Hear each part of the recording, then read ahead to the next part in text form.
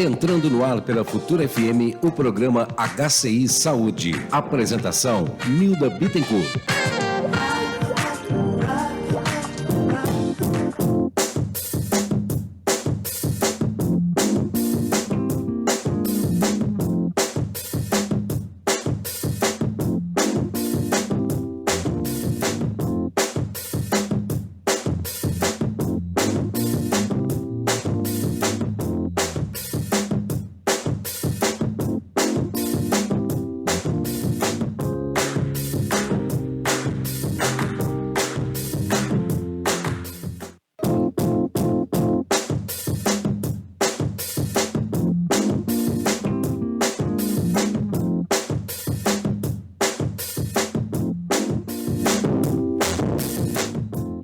Olá, um bom dia para você.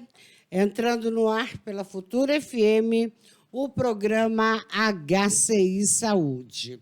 Nosso convidado de hoje é o Dr. Diego Guimarães Gouveia.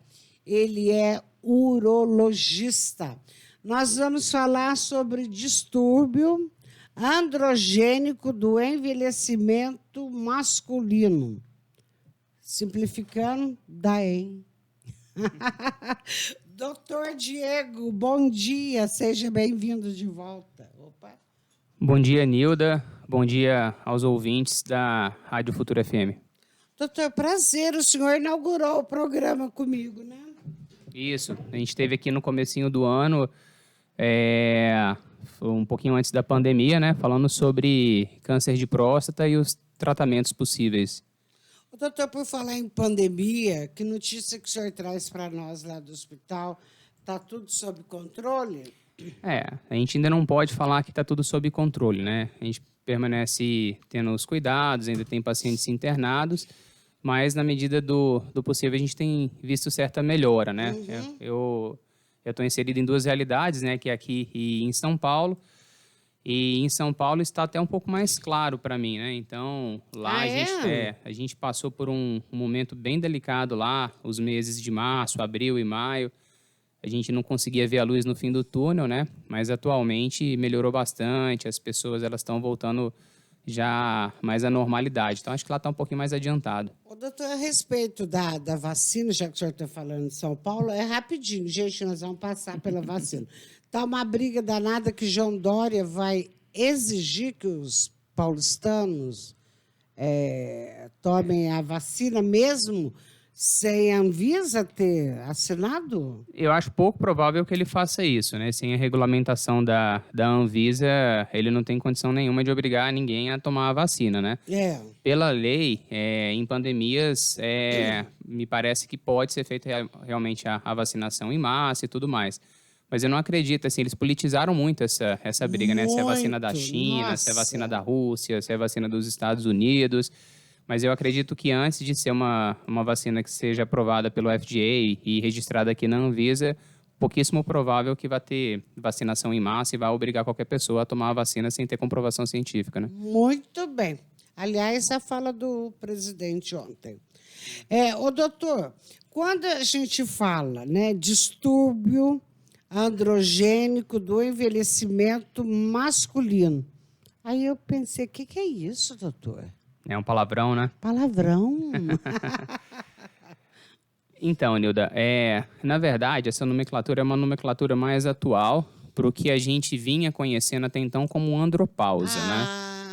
Exatamente. Eles só substituíram por esse nome um pouquinho mais complicado, porque, de verdade, a andropausa é um termo que ele não é correto do ponto de vista médico, do ponto de vista científico, né? Então, assim, é mais fácil, porque aí a gente, quando fala andropausa, não precisa nem explicar. Todo mundo sabe que seria mais ou menos o correspondente para a menopausa, mas não.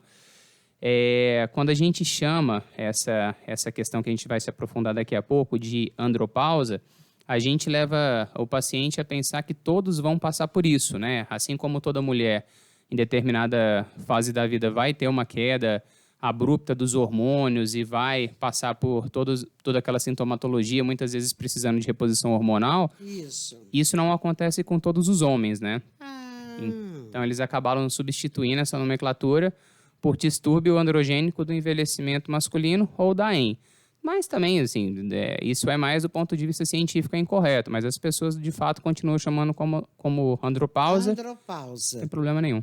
Ô, doutor, mas tem homem que não aceita quando a gente fala isso. Não, você está passando pela andropausa. Há uma negação. Sim, existe com certeza o tabu, porque é difícil, né? A testosterona é o hormônio que é ligado à virilidade. Então, se você chega para um homem e fala que está faltando, né, testosterona e tudo mais, ele já leva para o lado realmente do preconceito. Então, hoje em dia existe um tabu muito grande. Então, ainda tem, né, menos do que antigamente, mas ainda tem esse tabu. Hoje em dia eles estão aceitando mais, procurando, mas realmente ainda tem algumas dificuldades. Ô, doutor Diego, outra coisa que eu quero aqui perguntar para o senhor quais os sintomas que estão presentes neste distúrbio androgênico? Sim, essa é uma pergunta bastante interessante e, assim, antes de eu falar os sintomas, eu quero alertar que, assim, são sintomas muito gerais, né? São sintomas que muitos homens têm e não é porque tem esses sintomas que está passando pela DAEM, né? Então, inclusive, algumas mulheres podem passar por sintomas parecidos, né? Então, a sintomatologia é muito comum a outras patologias também, né? Então, assim, é o homem que vai perdendo um pouco o interesse mesmo, vai perdendo a libido, vai tendo dificuldade de ereção, às vezes vai tendo obesidade, vai aumentando a gordura corporal, diminui a massa magra, diminui a musculatura, o paciente fica com irritabilidade, astenia, às vezes alterações de sono, tanto para excesso de sono quanto para insônia também. Então, são sintomas gerais. É como se o paciente estivesse perdendo um pouco do combustível ali, né? Então, ele vai ficando um pouco mais devagar, o humor fica um pouco mais irritável, né? Então, é aquele paciente que a gente assim, chama, do ponto de vista mais popular, como ranzinza mesmo, né? O paciente ele fica um pouco mais difícil de lidar, começa a ter alteração nos relacionamentos interpessoais, né? E muitas vezes isso é difícil de diagnosticar e do próprio paciente perceber por quê. Para que a gente perceba essas alterações, quanto mais abruptas elas acontecem, fica mais fácil de identificar. Então, por exemplo, a mulher entra num processo de menopausa, onde de semanas a meses ali, ela vai realmente passar por um processo de falência ovariana e vai deixar de produzir esses hormônios. Então, aquilo é muito abrupto, aquilo vai gerar muita onda de calor, muita alteração de humor. E no homem, a gente sabe que principalmente a partir dos 40 anos de idade, a testosterona, que é o hormônio-chave desse processo, ele começa a cair, mas ele cai de 1 a 2% ao ano, né? Então, os estudos evidenciam isso. Está Nossa, muito, doutor, mas a partir dos 40 o homem é jovem. Mas é o início do processo, né? É o início do processo. Isso vai se manifestar de maneira mais marcante, principalmente na 5ª e 6ª década de vida. Mas depende muito, né? Então, se isso for feito de uma maneira mais abrupta, o paciente consegue perceber que está faltando ali alguma coisa, né? É onde a gente entra com as avaliações para poder fazer o diagnóstico. Mas isso varia muito de pessoa para pessoa e também varia o grau que isso vai acontecer. Porque o decréscimo da testosterona, que é uma coisa que vai invariavelmente acontecer ao longo dos anos, você pode descer essa ladeira acelerando, ou você pode descer essa ladeira em ponto morto, ou você pode descer essa ladeira freando, né? Então, existem outras alterações na qualidade de vida, outras coisas que podem ser feitas que podem diminuir um pouquinho esse decréscimo, né? E aí evita que o paciente tenha tantos sintomas. Ô, doutor, que quando a gente fala em envelhecimento, tanto do homem quanto da mulher, mas vamos pegar o homem aqui, a gente pensa mais na parte sexual, né? Poxa, a ereção dele já era, mas tem outros fatores que devem ser analisados. Sim, com certeza, com certeza. De fato, o que acaba levando esse paciente a procurar no consultório é a disfunção erétil, né? Que é um dos sintomas que a gente percebe na deficiência androgênica do envelhecimento masculino. Então, o paciente acaba tendo perda de libido, acaba tendo uma dificuldade de ereção, mas não é porque o paciente tem uma dificuldade de ereção que ele tem DAEM. Às vezes a testosterona está normal e ele tem, por exemplo, um diabetes descontrolado, e o diabetes que está causando ali um problema no mecanismo de ereção dele, né? Então, a gente não consegue linkar as coisas, tipo, estou com disfunção erétil, então eu estou com andropausa ou DAEM. Não, tem que ser feito várias avaliações para que a gente tenha certeza se realmente o paciente está passando por esse processo. E tem outras coisas que a gente tem que avaliar também, né, Nilda? Por exemplo, existem, assim, considerando a vida do casal, tem o transtorno sexual hipoativo, por exemplo, que é uma coisa extremamente comum, que é, na verdade, o casal em si já não tem um interesse muito grande pela relação sexual, né? Eles já têm uma vida em comum ali, eles já desenvolvem outras atividades, então o sexo passou a ser uma coisa mais secundária. Secundária. Exatamente. E aí vai realmente ter dificuldade de ereção, dificuldade de relacionamento, desse ponto de vista de perda da libido, mas não necessariamente ele está, de fato, passando pela DAEM. Existem outros diagnósticos que levam a esse problema também. Ontem eu coloquei uma piadinha nas minhas redes sociais que cabe bem dentro aí do que você está falando, doutor. Como é que é? Eu vou até pegar aqui, doutor, para eu não ler errado, porque eu vou ter que parar um pouquinho, Renata. Não? Que coisa boa. Quer ver, doutor? Paulo, depois de ter sexo com sua esposa, sempre acendia um cigarrinho para relaxar. E assim, pouco a pouco, deixou de fumar. Exatamente. Não é? Exatamente, faz todo sentido. Essa eu nunca tinha ouvido não, mas faz muito sentido. De vez em quando a gente tem que fazer esse povo dar risada. Ô, doutor, pegando ainda essa parte que eu estou insistindo, que é a parte crucial do homem da impotência. Tá. A impotência é aquele famoso comprimidinho azul. É eficaz mesmo, doutor? É bastante eficaz. É claro que a gente tem que... Voltando um pouco, mesmo antes do tratamento, o comprimidinho azul, Viagra, ou os correspondentes que tem no mercado, Cialis, esses outros, são medicações que são específicas para o tratamento da disfunção erétil. E a disfunção erétil, a dificuldade de ereção, é um problema que está presente em várias outras condições, como eu falei, né? Então, quando a gente fornece esse tipo de medicação para o paciente com disfunção erétil, a gente está tratando só a consequência, a gente não está tratando a causa. Tem um efeito muito bom, o paciente com certeza vai conseguir ter uma melhora da ereção. Há que se avaliar outras contraindicações, né, antes de tomar também esse tipo de medicação. Mas no DAEM, que é o ponto, o problema principal é a falta da testosterona, né? Então, quando chega no consultório um paciente que está se queixando, por exemplo, de dificuldade de ereção, a gente tem que pesquisar outras coisas. É uma anamnese mais profunda, que entra dentro de detalhes do relacionamento. A gente vai avaliar o paciente da cabeça aos pés para ver como é que está a pilificação, o implante capilar, a massa, a massa muscular, a gordura. E a partir daí, se o paciente apresentar esses sintomas que são clínicos, que são característicos da DAEM, a gente tem que dosar testosterona antes de passar qualquer medicação, que é o que a gente vê acontecendo no dia a dia. Né?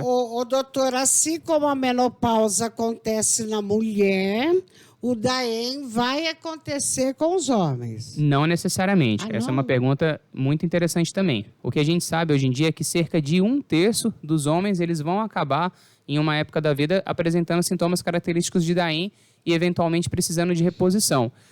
Por que não, Nilda? Porque, apesar de o decréscimo de testosterona ser uma realidade para todos os pacientes, isso é de maneira muito gradual, né? Então, 2/3 dos pacientes eles não vão sentir nada, não vão precisar de reposição, até porque a vida do paciente também, o normal é que passe por um decréscimo também. Então, uma coisa é o paciente com 40 anos, outra coisa é com 50, com 60, 70... Então, como vai naturalmente havendo assim, um decréscimo da exigência pela força muscular, pelas situações de estresse, então, às vezes, esse decréscimo lento e gradual da testosterona ao longo dos anos não vai ser sentido. Se for sentido, esse 1/3 de pacientes que começam a desenvolver sinais e sintomas típicos da DAEM, eles têm que ser avaliados, né, por um especialista nessa área, e o que a gente geralmente faz é dosar a testosterona e alguns outros exames para saber se realmente, junto com as características clínicas que ele está tendo, se há realmente déficit de testosterona, que aí o tratamento não é simplesmente você dar uma medicação para ereção, você tem que repor a testosterona de fato, né? Doutor, então o diagnóstico correto é feito através desse exame? Sim, mas não é, o exame ele engana muito também. Há que ser dito isso daí. Então, não é simplesmente o paciente, não, então eu estou com irritabilidade, estou com fadiga, estou engordando, depositando gordura no abdômen, estou perdendo massa muscular, minha ereção está fraca, eu não estou com libido. E aí eu fui no laboratório, por minha conta, fiz uma dosagem de testosterona e vi lá no valor do laboratório que ela tem que ser acima de 200, por exemplo. Então a minha está 220, então está correta. Não, não é assim. A leitura ela é um pouquinho mais complexa, então existem frações da testosterona, existem outros hormônios que a gente tem que dosar, tem que ver o método que foi feito para essa dosagem, então tem que passar por uma avaliação um pouquinho mais complexa, um pouquinho mais aprofundada. Mas se dentro dessa avaliação a gente perceber que realmente o problema está sendo falta da testosterona, a gente vai repor testosterona e existem várias maneiras para que isso seja feito também. Ô, doutor, e a partir de que idade que é recomendado essa reposição? Então, Nilda, também não tem uma idade específica, né? Eu tenho pacientes, inclusive aqui, que fazem reposição de testosterona desde a adolescência. Porque tiveram algum problema testicular, tiveram alguma cachumba, por exemplo, orquite por cachumba, ou tiveram torção testicular, ou algum outro problema primário do testículo e que eles acabaram cessando a produção de testosterona.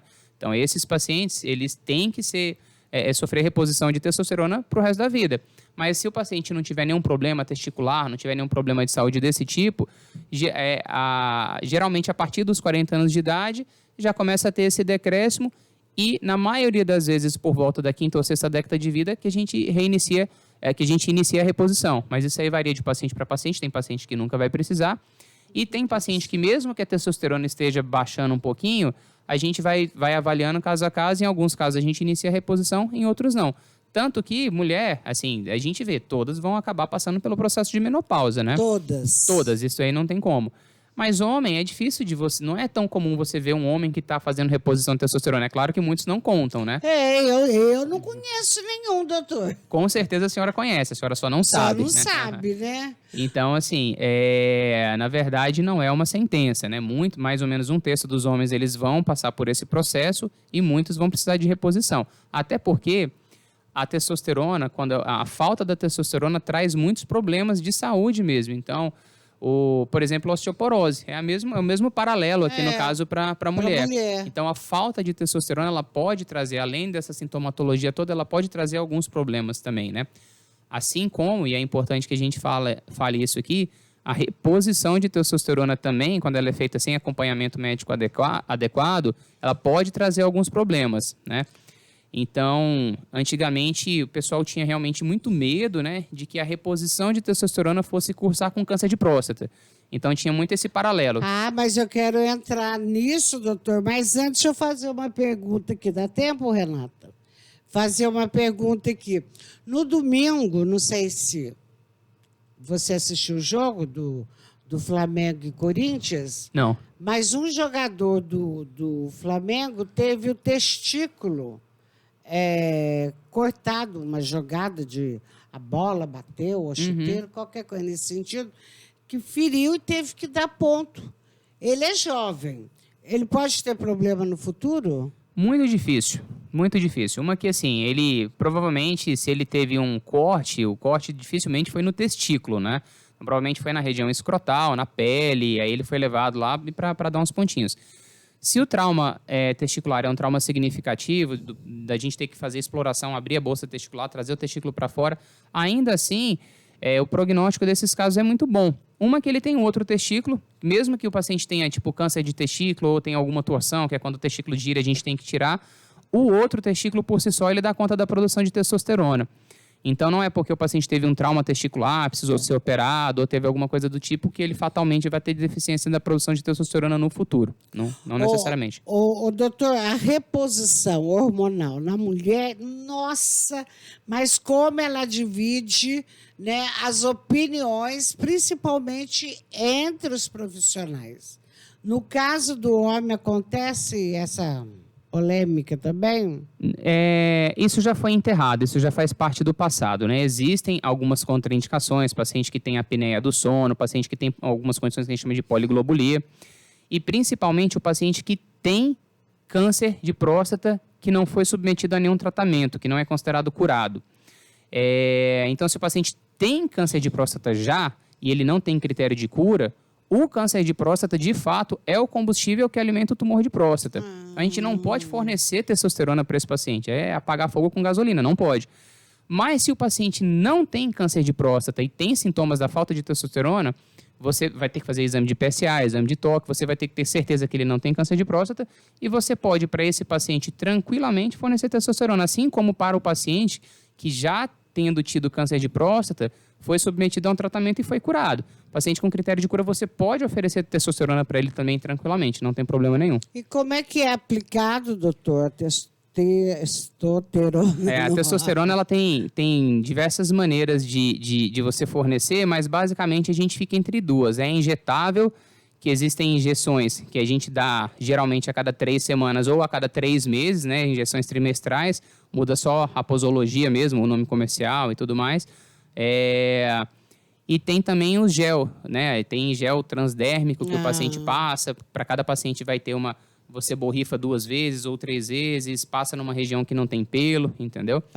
E aí isso aí é absorvido e o paciente faz a reposição diária quando é por gel. Então, basicamente, tem essas 2 maneiras, ou injeção ou gel.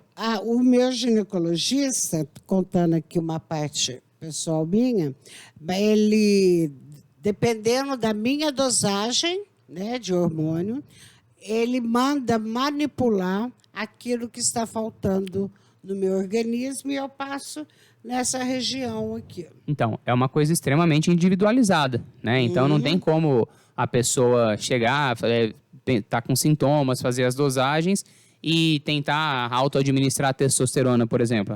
A avaliação ela é muito individualizada, a gente vai ver realmente qual que é a quantidade necessária, como que vai ser a via de aplicação, e aí a gente trata aquele paciente de maneira individual.